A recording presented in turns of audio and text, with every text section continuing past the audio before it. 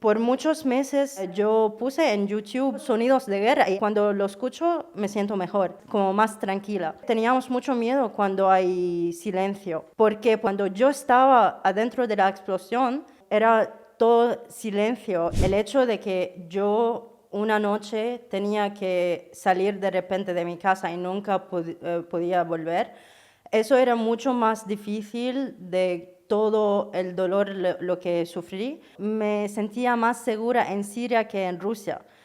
Por el tema de ser homosexual. No salí del armario público en Siria seguro, pero por ejemplo tenía mis amigos que saben quién soy. No debería hacer falta cruzar medio planeta para besar a quien quieras o ser quien eres. Ser una persona del colectivo LGTBIQ+, puede ser un motivo de persecución, ¿no? Incluso tus opiniones políticas. Entonces es verdad que las causas que llevan a personas a cruzar una frontera internacional y buscar refugio son muy variadas. Que nunca olvido mi primera semana aquí en España. Estaba caminando por las calles y me sentí que el suelo tiene paz. ¿Sabes que nuestro cerebro tiende a imaginar lo que no sabe? Nuestro cerebro detesta los huecos y los tapa al vuelo con lo primero que le suena familiar. ¿Por qué os hablo de esto? Pues porque cuando no sabes bien qué es un refugiado, tu cabeza se monta una imagen que no es del todo real. Haz el ejercicio conmigo. ¿Cuántas personas habéis pensado en una madre negra con su bebé o un hombre que huye de las bombas? Hoy va de precisamente conocer a una refugiada que encaja a medias con este retrato. Su historia desmonta la imagen que nuestro propio cerebro se había inventado. Algunas personas huyen de algo mucho más íntimo y doloroso que una bomba, y es no poder ser ellas mismas en su país por su etnia, su religión o incluso por su orientación sexual. Tenía muchas ganas de que llegase este episodio, no porque sea el último de la temporada, sino porque hoy nos acompaña ACNUR, que es la Agencia de la ONU para los Refugiados. Con ellos vamos a intentar rellenar esos huecos que nuestro cerebro había completado con una historia que no va de lástima, no va de dar pena, sino de resistencia, de amor propio, de orgullo LGTBIQ+, y de cuerpos que se reconstruyen para tener una vida como se merecen. De hecho, por eso mismo, hoy sale de la sauna de Escuela de Calor #Al-Ahmar. Bienvenida, Astar. Ella es siria, lesbiana, atea, artista y, bueno, pues como vemos, también tiene una discapacidad que no le ha impedido llegar hasta aquí. Hola. Qué gusto tenerte aquí. Bueno, Astar, vamos a empezar yo creo que por un momento que supongo que cambió tu destino y es... quería saber si te acuerdas de lo primero que pensaste cuando te despertaste en medio de un bombardeo. Seguro, no era nada fácil y porque primero este momento era muy difícil darme cuenta que yo estaba adentro de la explosión. Entonces, y todo iba en cámara lenta, entonces tenía mucho tiempo para pensar y lo primero que me vino a la mente era la ironía. Porque la verdad es que yo no quería que mi historia terminara allí. Tenía muchas cosas que quería hacer y también tenía mucho miedo de convertirme a una estática, como, ¿sabes? Como hay muchas personas desafortunadamente en el mundo que están solo números de sí, fallecidos, exacto, desaparecidos. Exacto, en guerras o lo que sea. Y eso es algo muy difícil porque esas personas tienen nombres, tienen historias, ¿sabes? Tienen sueños. Y yo tenía mucho que para lograr y quería seguir viviendo, ¿sabes?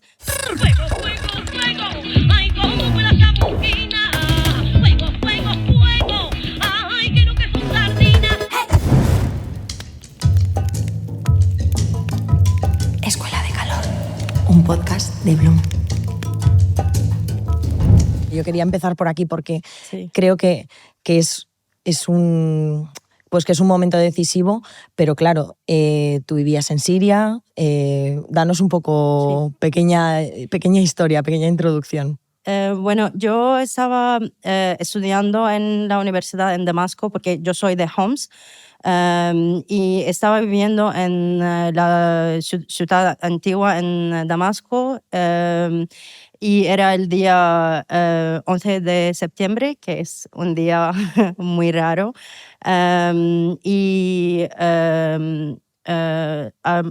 en la noche cayó un misil Vale. a mi casa y era solo, ese día era como 4 días antes de mi graduación de la universidad. Por ¿Cuántos eso, años tenías? 23. Por eso, como estaba pensando en lo que irónico todo esto era, ¿sabes? Como yo estaba a punto de graduarme, ¿sabes? Y quería empezar con la vida, seguir logrando Sí, en ese momento cosas. estás como Sí, deseando exacto. el Entonces siguiente estaba paso. pensando en ese momento, cuando estaba adentro de la explosión, que no voy a dejar que mi historia terminara aquí si puedo. Entonces tomé la decisión que tengo que hacer todo lo que pueda para al menos seguir viva hasta el día de mi graduación.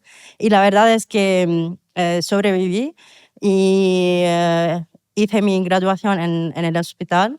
Claro que esta historia está llena de dolor y lágrimas y al mismo tiempo yo la veo de un perspectivo diferente porque aprendí muchísimo y no me fijo al parte traumático de mi historia porque aprendí muchas cosas y lo más importante que aprendí es que todos tenemos un superpoder porque, por ejemplo, yo quedé en el hospital 4 meses.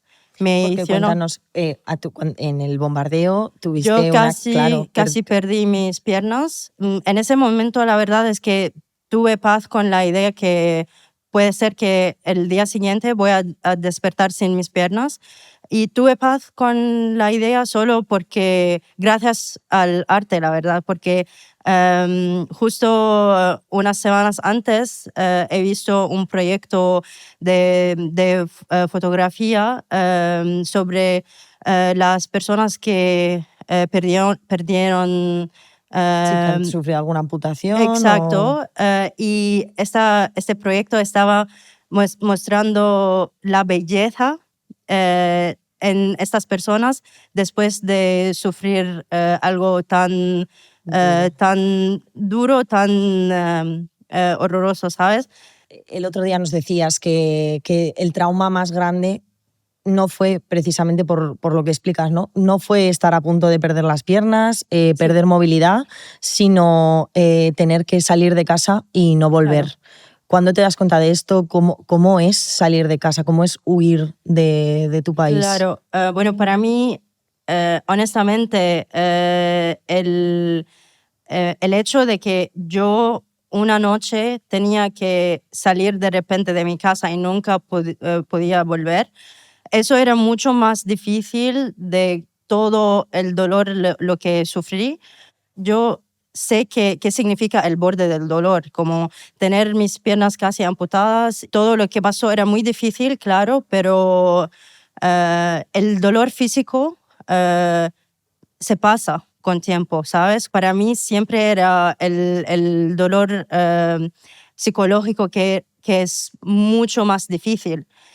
Y por eso, para mí, por ejemplo, cuando uno pierda el lugar más seguro, ¿sabes? Como El tu hogar. casa, exacto, tu casa es testigo a muchas historias, a tus historias, al amor, a tus lágrimas, todo lo que pasa en tu vida, ¿sabes? Entonces, imagínate perder algo así, algo que uno se sienta muy perdido, se sienta muy inseguro. Entonces, eso era muy, muy difícil y la verdad, solo cuando estaba capaz de hacer terapia como 5 años después, me di cuenta Lo que había significado exacto, ese todo esto, pérdida sí, en tu, sí, en sí, sí. tu, en tu Y vida. la verdad es que no perdí la casa solo una vez.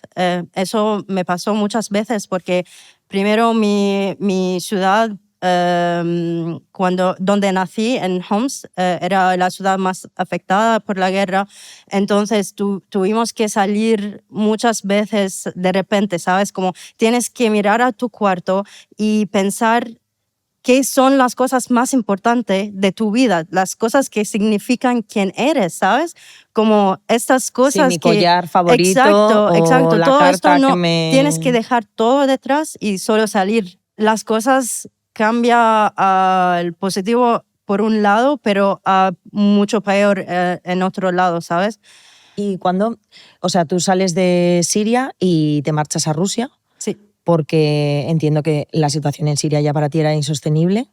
sí. No sé si huiste por la guerra o por algo, por pertenecer al colectivo LGTBI o por un poco qué te lleva a salir de Siria. ¿Cuál fue hubo muchos factores? Todos estos, claro que, como te dije antes, que yo soy todo lo contrario de lo que es permitido ahora en Siria. Ahora que en el día de hoy, porque Siria no estaba así. Digo, Siria es un país muy antiguo, ¿sabes? Como Damasco, por ejemplo, lleva 9.000 años Ujú. al menos. Entonces, tuvimos muchos tiempos que tuvimos libertad sexual en nuestra sociedad. Tuvimos muchos tipos de libertad, tuvimos muchos logros y todo esto, pero ahora, en el día de hoy, desafortunadamente nuestra sociedad es muy cerrada y no me permite, por ejemplo, a mí a ser quien soy. Yo, la verdad, en 2017 no quería salir porque en este entonces yo estaba empezando a aprender a caminar. Y un día tengo mi mejor amiga que se mudó a Rusia para estudiar su máster y estaba trabajando y ella como dejó mi currículum con su jefe y luego me ofrecieron me mandaron una oferta de trabajo y yo no sabía si puedo hacer esto. Estaba aprendiendo a caminar y Sí, era un cambio necesitaba de... mucha ayuda pero la verdad es que no tenía mucha opción porque también necesitaba ayudarle a mi familia. económicamente. Exacto, porque la situación era muy difícil. Y Rusia, la verdad, no era mi primera opción, seguro, ¿Por qué? pero no tenía otra opción porque era la única manera para mí para poder salir de Siria y poder ahorrar también para poder salir al destino final, ¿sabes? Vale, o sea, para ti Siria siempre, o sea, para ti Rusia. Rusia siempre fue un poco un paso, Sí, primer paso sí, a luego moverme a otro sitio. exacto. Y pasaste 5 años en Rusia. O sea, conseguiste irte. Sí, Entiendo que volviste a, bueno, pues conseguir poco a poco volver a caminar. sí. Y qué fue, cómo de repente llegas a Rusia desde Siria. Entiendo que no habías estado, no sé en qué ciudad. En Moscú, En Moscú, sí. no habías estado antes, ¿o sí? No, no, era mi primera vez. Sí. ¿Y cómo era tu día a día? Que era un poco, o sea, cuando sales de Es ahí, algo muy curioso porque, bueno, por las personas que tienen que huir de su país, o sea, por razones de guerra o lo que sea, eh, o creo que la mayoría de las personas que han vivido una guerra, después de salir del peligro, sufrimos mucho al principio de mucha ansiedad porque ¿vale? estamos muy acostumbrados a como todo la vida de guerra, ¿sabes? La verdad, la gente en Siria puede diferenciar o saber qué tipo de arma se está usando, Ujú. ¿sabes? Se escucha porque solo por el sonido.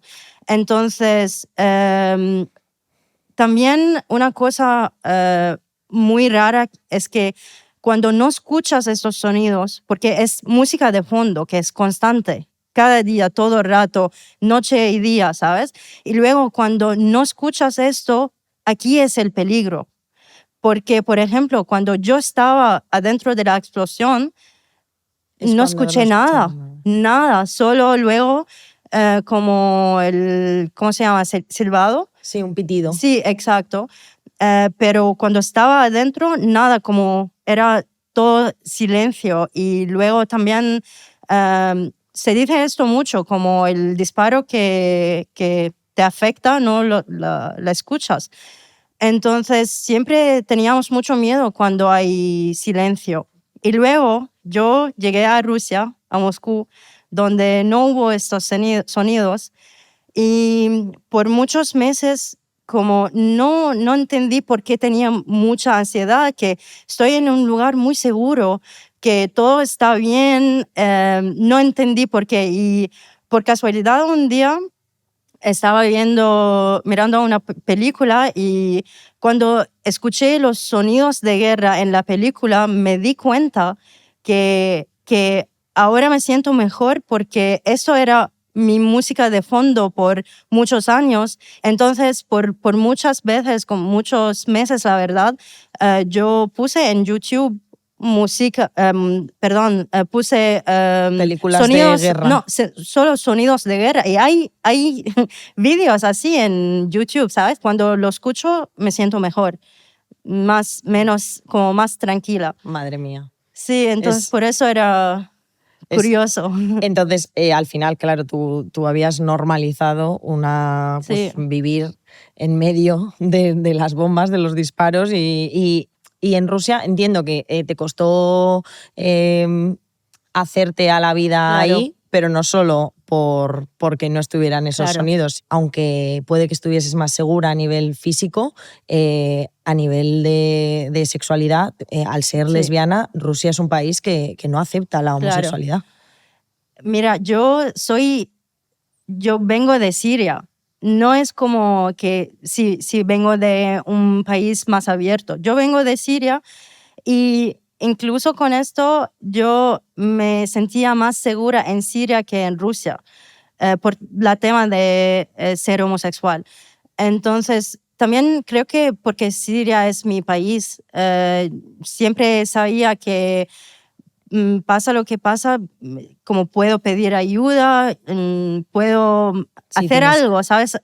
Aunque es muy peligroso que no estaba, no salí del armario como en público, en Siria seguro, pero por ejemplo tenía mis amigos que saben quién soy, unas personas de mi familia, todo esto, pero tenía algún tipo de libertad en Siria que no lo encontré en Rusia, por ejemplo.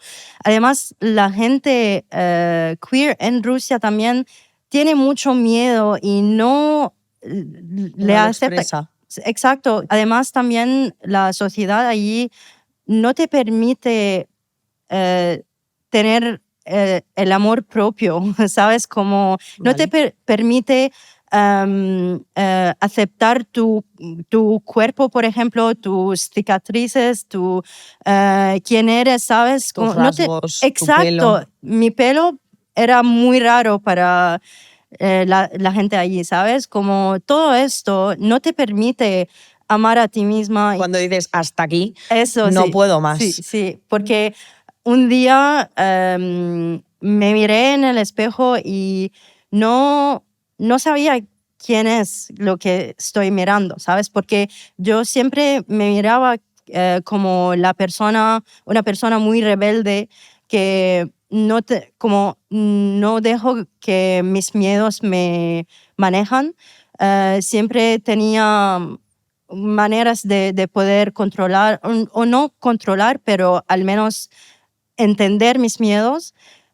Y siempre era así en Siria, aunque la sociedad era muy un mínimo difícil. de margen Sí, para ser exacto. tú misma. Pero en Rusia no estaba así. Como en Rusia me alejaba mucho de quién soy, de esta persona rebelde que que quiere hacer un cambio, que quiere hacer cosas, ¿sabes? Y casi no salía tanto de la casa. Era muy difícil para mí porque caminar ahí es muy difícil también y caerme era una pesadilla. Incluso yo no puedo levantarme sola si me caigo. Entonces, hay muchas cosas que era muy difícil, que como resultó que llegó este momento donde me miraba a mí misma y me dijo que ya está, que no. Y ahí Sí. tomaste la decisión de debo refugiarme en otro país. Es el momento, no va a ser la guerra, sino No, va a la ser... verdad lo que hice era empezar con hacer terapia primero. Vale. Y luego con mi terapeuta estaba capaz de entender muchas cosas y en 2021 quería ir por última vez a Siria para ver a mi familia y mi terapeuta también me dijo que sería muy bien tener una como visitar mi casa. Entonces fui a la casa y también llevé una planta con un regalito para la casa. Y allí cuando era una visita muy difícil, con muchas lágrimas y todo esto, pero lo más era porque me sentí que la casa era muy triste y me pareció a mí mucho de una manera. Entonces, O sea, te viste reflejada exacto, en cómo estaba tu exacto, casa, las paredes. Exacto. Y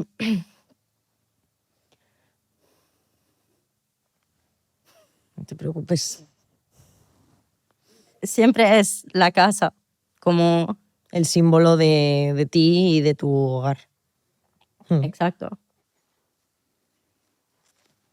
Está bien. genial. Llorar es muy importante. Yo soy fan de llorar. Sí, yo también. El cuerpo lo necesita porque es una manera de... Claro. Y bueno, en este momento, en esta visita, decidí que yo tengo que encontrar la felicidad otra vez. Muy importante. Claro. O sea, tu casa te recordó Sí. que necesitabas reencontrarte a ti misma y un sitio donde pudieses estar. Fue un momento, y no quiero que esto nos como que le dé mucho drama a la entrevista, porque al final es que la vida es complicada. Sí, claro. Y yo no veo mi historia como una historia traumática y con mucha... Es que me encanta el drama, pero mi historia no es dramática para mí porque además aprendí muchísimo de todo esto, ¿sabes? En ese momento decides que, bueno, no vas a volver a Rusia por muchas cosas que nos has contado y también por tu, pues eso, por tu orientación sexual. Es que es súper importante poder vivir tranquila en ese sentido. ¿Y cómo llegaste a España? Yo siempre tenía el sueño de estudiar, seguir estudiando toda mi vida. La verdad, no era mi objetivo moverme a España para conseguir, para ser una refugiada, ¿sabes? Para pedir asilo, pero quería venir aquí para estudiar. Como la primera cosa para mí era continuar mis estudios. Entonces, cuando vine aquí y como he visto cómo es la vida en España y sabía que aquí puede ser mi hogar de verdad, ¿sabes? Puedo encontrar mi hogar. Entonces, entiendo que viniste a España. Sí. Y una vez estuviste aquí, te diste cuenta de que podía ser tu casa y que querías ser refugiada aquí. Entonces ahí fue cuando pediste tu... Exacto. Quiero mi condición de refugiada. Sí. Exacto, sí. ¿Y qué sentiste el primer día que caminaste por aquí? ¿O qué pasó en España que dijiste, wow, necesito quedarme? Es que nunca olvido mi primera semana aquí en España. La verdad es que... Te imagino un poco Erasmus, ¿eh? Porque ya viniste... Sí. Bueno, la verdad es que desde el primer día estaba caminando por las calles y me sentí que el suelo tiene paz, ¿sabes? Y eso nunca me sentí en Rusia. Siempre tenía miedo de caminar, del suelo, de todo, ¿sabes? Y aquí, desde el primer día, me sentí mucha libertad, mucha seguridad, todo juntos, ¿sabes? Y luego mi primera semana aquí era marzo, entonces salí con unas amigas a la Bani del 8 de marzo y era también mi primera vez en mi vida que salgo en una Mani sin, Sin miedo. sin miedo. Y luego siempre, porque en Siria después de manifestaciones hay siempre sangre, hay Cargas violencia, ¿sabes? policiales. Entonces era mi primera vez que salgo a la calle empoderado, Sí. ¿sí? ¿Sabes? Como me sentí increíble que se puede caminar y no va a resultar en violencia y se puede ser quien eres, decir qué quieres, todo esto. Entonces, Puedes ir de la mano con una chica. sí, exacto. Y me encantó muchísimo porque es algo que me faltaba mucho toda mi vida. Bueno, no debería hacer falta cruzar medio planeta para besar a quien quieras o ser quien eres, pero como nos contabas antes de hacer el episodio, esto es más habitual de lo que nos gustaría. Estás aquí, Amaia Celorrio, directora de comunicación para el Comité Español de ACNUR, que es la agencia de la ONU para los refugiados. Hay mucha gente que no sabe qué es ser trans, ser de un colectivo LGTB o no sé, habrá muchos más motivos, te llevan a refugiarte más allá de una guerra. Al final yo creo que era muy importante tenerte en este episodio porque lo que no sabemos no se protege y ahora mismo pues vuestra labor es clave para toda esa gente. Sí, yo creo que eso sí está en nuestro imaginario, ¿no? Las personas que huyen de la guerra, pero hay otras muchas razones. Por ejemplo, el pertenecer a una raza, el pertenecer a una religión específica, tener una nacionalidad. También la Convención de Ginebra nos dice el pertenecer a un grupo social, ¿no? El ser una persona del colectivo LGTBIQ+, pues por ejemplo, también puede ser un motivo de persecución, ¿no? Incluso tus opiniones políticas. Entonces es verdad que los motivos, las causas que llevan a personas a jugarse la vida en muchos casos y a cruzar una frontera internacional para conseguir y buscar ese refugio son muy variadas. Y bueno, tenemos a Astar con la que estamos hablando. ¿Hay muchos casos como el suyo? Sí, lamentablemente hay muchos casos, ¿no? Las personas gays, lesbianas, bisexuales, transexuales y de otras identidades sexuales, en muchos casos, en muchos países, se enfrentan pues, a esa persecución, a esa violencia diaria constante, ¿no? Y lo que sí estamos viendo es que cada año más personas que pertenecen a este colectivo están cruzando esas fronteras internacionales y están solicitando asilo. Bueno, tú como al final directora de comunicación del Comité Español, estás todo el día de viaje. ¿Te has encontrado casos o últimamente que entiendo que todos te tocan, pero hay algún caso que sea excepcional o que a ti te haya llamado especialmente la atención? Pues mira, hace poco estuve en República Democrática del Congo. Este es uno de los países más difíciles en los que ser mujer, porque, como bien sabéis, se utiliza mucho la violencia sexual, sobre todo la violación, como arma de guerra, ¿no? Y es una situación terrible, ¿no? En la que las mujeres estamos muy, muy acosadas y siendo muy vulnerables, ¿no? Y en este caso conocí a una chica muy joven que se llamaba Clementine, que me contó su historia, ¿no? Y era una historia, la verdad es que desgarradora, porque bueno, ella, junto con su familia, había sufrido un ataque de una milicia, habían asesinado a muchos de sus familiares delante de ella, a ella la habían violado y a una de sus hijas también, ¿no? Y entonces yo cuando la conocí estaba en un campo de ACNUR recibiendo protección y sobre todo mucho apoyo psicológico, ¿no? Claro. Ella junto a sus hijos, ¿no? Y pudiendo salir adelante también con un proyecto de emprendimiento, ¿no? de mujeres que por un lado compartían, ¿no? todo lo que les había ocurrido y era también una especie de terapia, pero al mismo tiempo estaban ocupadas, ¿no? generando ingresos y pudiendo también pues, dar una comida mejor, una mejor educación a sus hijos e hijas. Pues ya que estamos en la Escuela de Calor y aquí hablamos mucho de mujer, ¿tenéis proyectos específicos para mujeres? Sí, el trabajo de ACNUR es muy amplio, ¿no? Al final el mandato lo que dice es que tenemos que proteger y asistir a las personas refugiadas y desplazadas en todo el mundo, ¿no? Entonces estamos en más de 130 países, actualmente hay 120 millones de personas refugiadas y desplazadas en todo el mundo, es la cifra más alta desde la Segunda Guerra Mundial, para que te hagas una idea es el equivalente a la población de Japón, ¿no? La gran mayoría son mujeres, niños y niñas. Entonces es verdad que hay un trabajo muy reconocible quizá de ACNUR, que es el del refugio, ¿no? El de las tiendas, cuando hay una emergencia, las lonas. Pero luego tenemos que pensar que esas personas pasan muchísimos años, en la gran mayoría de los casos, hasta poder regresar a sus hogares porque es seguro, ¿no? Y durante todo ese tiempo nosotros tenemos que proporcionar dignidad a esas personas. Y eso es dotarlas de sus derechos, de los derechos que les pertenecen, ¿no? Y es súper importante. Y ahí yo siempre hablo del derecho, obviamente, a la educación, a la salud, a poder trabajar, a poder rehacer sus vidas, ¿no? Y eso en el tema mujer también tiene mucho que ver, ¿no? Por ejemplo, la educación de las niñas es muy importante. En muchos países tradicionalmente se ha priorizado la educación de los niños, ¿no? Entonces, uno de nuestros trabajos y de nuestros objetivos siempre es que las niñas tengan exactamente el mismo acceso a la educación que los niños, ¿no? Otra parte es la salud y la higiene menstrual, femenina, toda la parte reproductiva. Entonces, ahí hay mucho trabajo con mujeres, ¿no? Y luego, como te decía, al final, cuando tú vas a un campo, normalmente la gran mayoría de personas que hay allí son mujeres.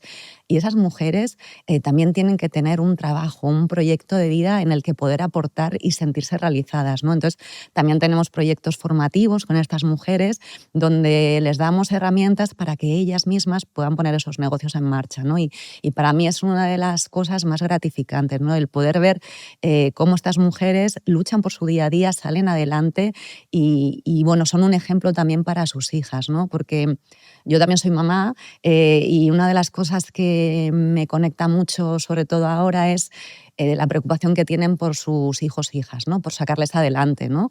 Y en ese sentido, pues el poder ser productivas y el poder generar ingresos también permite, ¿no? Llevar la cabeza bien alta y saber que tus hijos van a tener un futuro. Jo.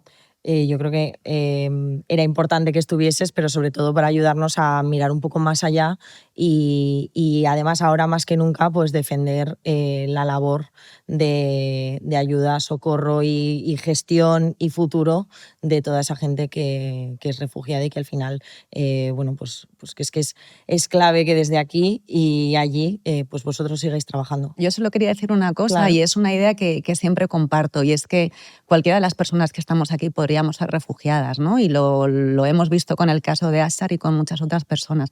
A veces es una realidad que nos resulta muy ajena, pero en realidad nos podría haber ocurrido a nosotras, les pasó a nuestros abuelos hace muchos años aquí, ¿no?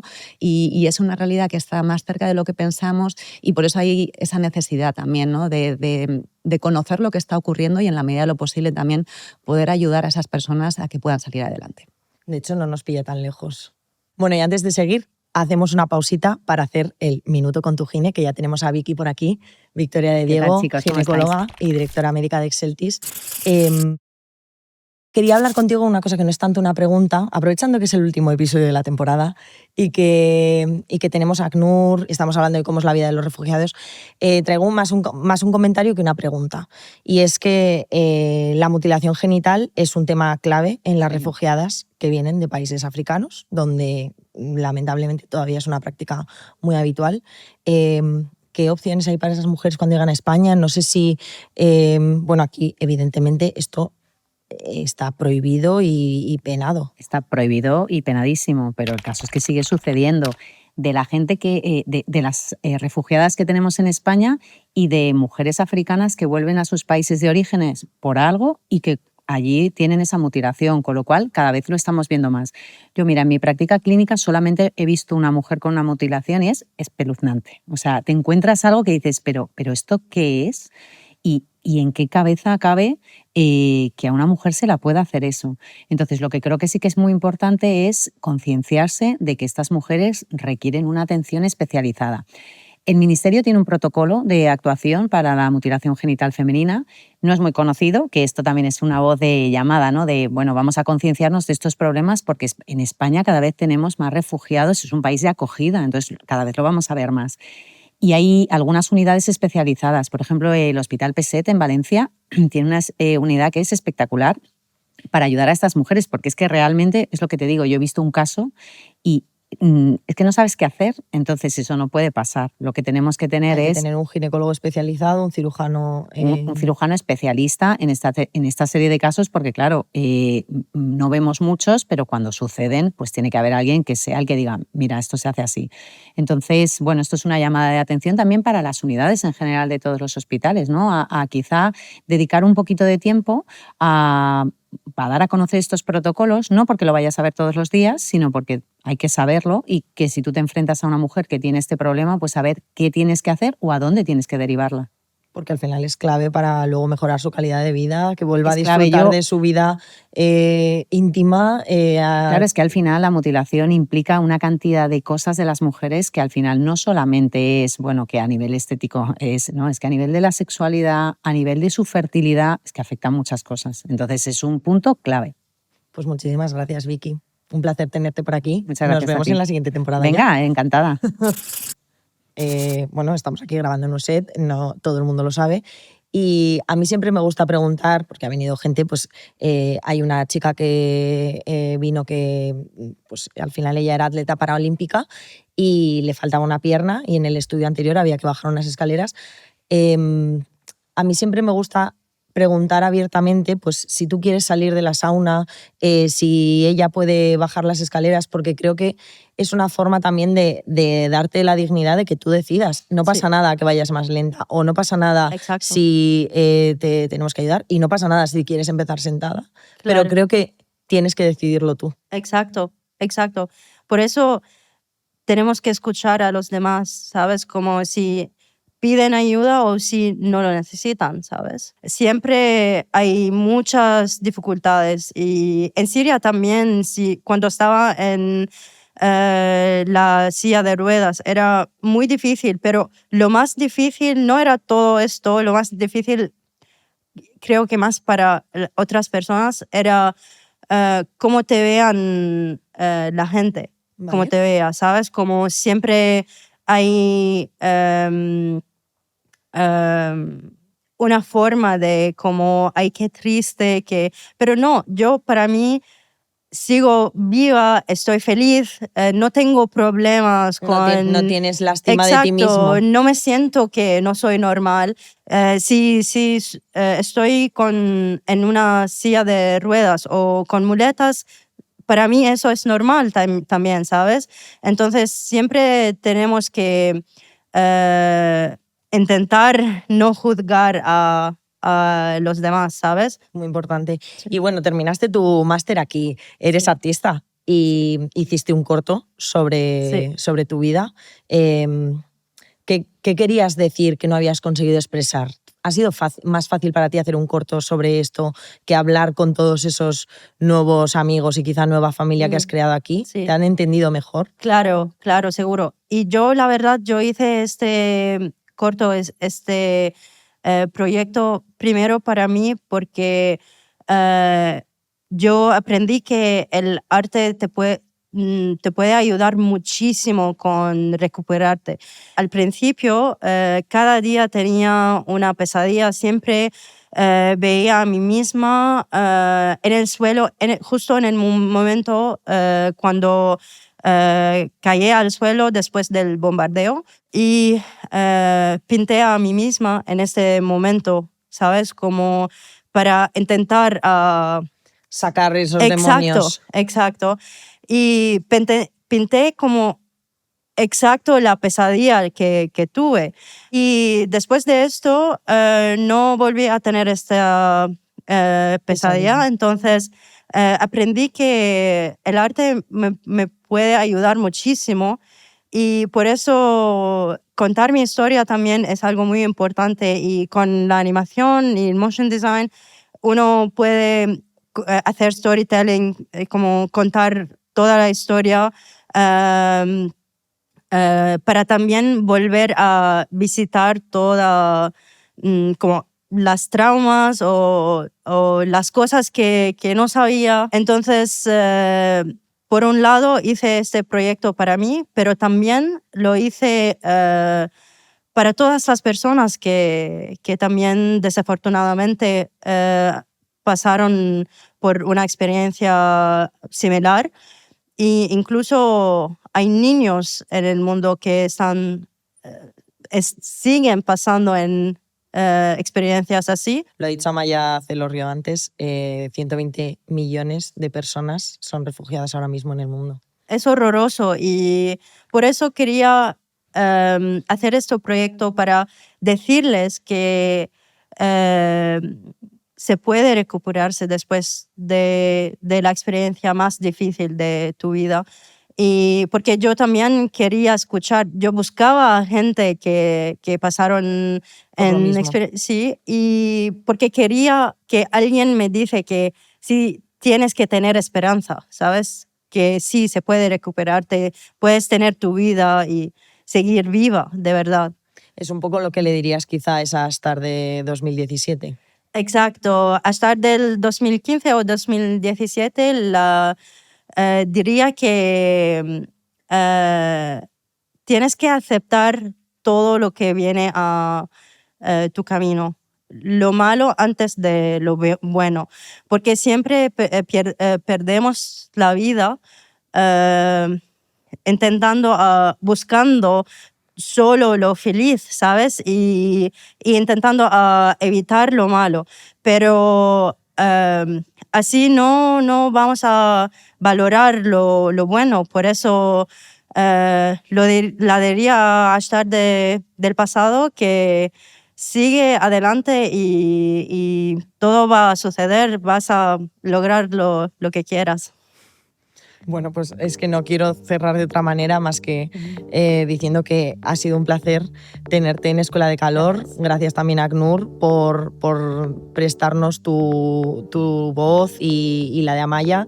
Al final, traerte era importante para tenerte en Escuela de Calor, para un poco abrirnos la mirada y ver que sí, que hay refugiados que salen de un país en guerra, pero que hay muchos otros motivos que también te hacen tener que salir de un país, como puede ser pues eso, tu orientación sexual, tu salud mental, la violencia de género. Entonces hay muchas formas de resistir y la tuya son ganas de caminar por esas ciudades mucho más tranquilas y donde el suelo inspira paz, ganas de libertad y de dar la mano a quien te salga de las narices. Y bueno, pues a la gente que nos está escuchando, a mí me gustaría deciros que si os ha removido, si quieres conocer más sobre cómo apoyar a personas refugiadas, puedes seguir toda la labor que hace ACNUR, que es la agencia de la ONU para los refugiados, y estar pendiente de todas sus iniciativas, porque hay muchas cosas que podemos hacer desde aquí. Muchísimas gracias. Gracias a ti. Y un abrazo. Nos escuchamos. Gracias.